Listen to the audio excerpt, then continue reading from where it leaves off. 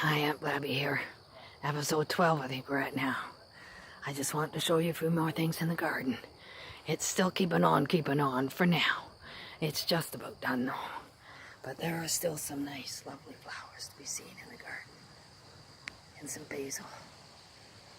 This is a miniature basil. This one's a Genovese basil.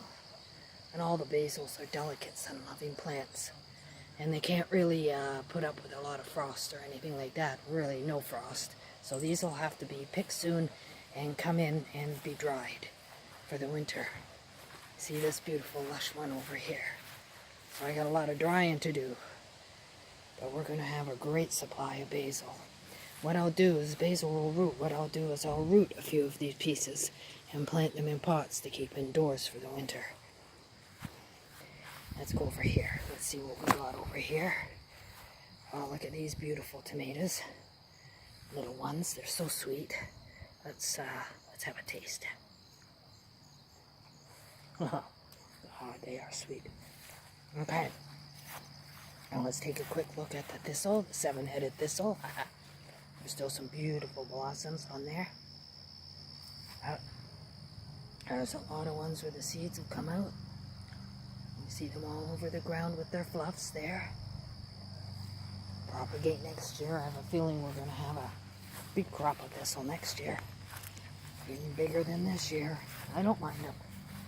They're pretty, and the bees and the birds and the butterflies love them.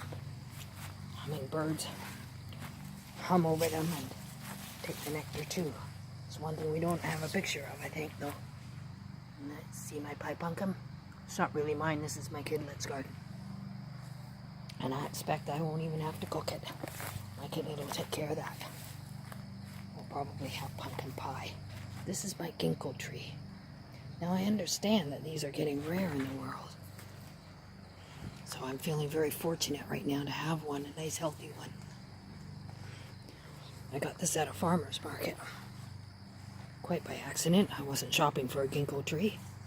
But when I was able to get one for $15, it was just little then, I bought it. Needs to be trimmed up a bit. I'll take this branch off and I'll probably make a couple of wands out of it. I could use a new ginkgo wand.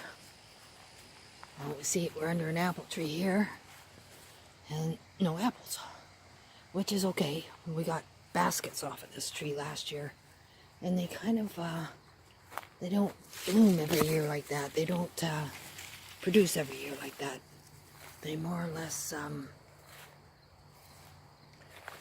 they're not really a biennial, but they do kind of do an every other year thing with the apples to some degree. What we see on this one, we got some apples here. Another one over there. More in there. So, we're going to get some apples off of this tree this year. By the look of it. Maybe a few for good eating. And a little one there. Looks a little beat up though and chewed on by animals. They gotta have their food too. We get some for good eating and some for applesauce maybe, eh? Yeah, looks like we'll get a few off of there. Cool. Okay. Let's go. Oh, now look at this. Busy bee on the wildflowers. This is what most people would regard as a weed, but some of them are very attractive in the fall when they finally bloom. And so you get the idea. Bees like them. Bees don't care if it's a weed or a plant flower, as long as there's nectar in there to be had. That's something else to show you.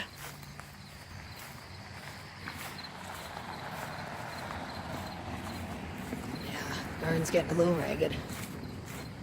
That's okay. It's September. Growing season's just about over. These are potatoes. Now my hubby planted these a little late, but they're just about ready to dig up. And if you want to get kids interested in gardening, these are great for that because you tell them they're French fry bushes. And the kids can relate to that somehow. Okay. see, we still got some tomatoes coming along there on that bush there. And some others as well. We'll get tomatoes right up until the first killing frost. And then they'll be done. See, someone put a paper bag under that one there, keep it off the ground. That one, not so much. I'll probably pick that one now after we're done here. But everything's coming along fine. Just about done. Okay, let's have our reading. Oh, I just got some pickles off the bushes too. There, you're getting enough for just cucumber on salad now, but oh my, it's good. Okay, today I'm just going to use my my regular tarot cards. I'll do a 3-card reading for us. See what we get.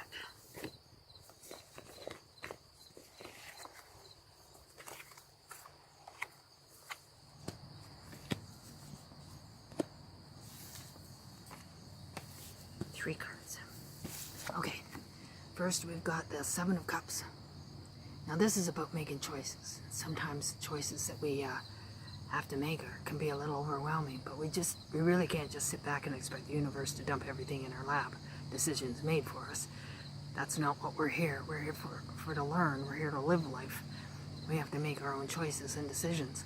So this card tells us that there are some choices coming up that we're going to have to make.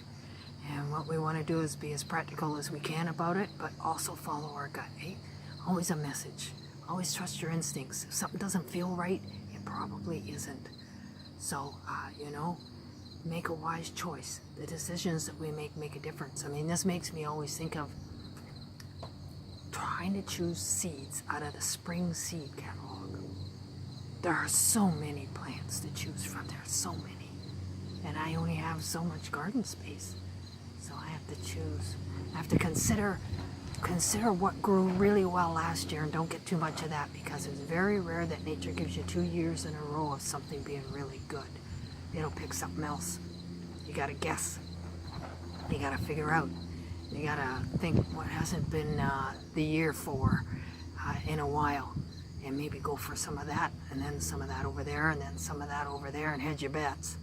You know, decisions, they're hard to make sometimes, but they're our responsibility to make just the same. And then you got death. Now, of course, this is one of my favorite cards in the deck. It doesn't mean, oh my God, I'm gonna die. That's not what it means at all. What this means is change, profound change in our lives, good change.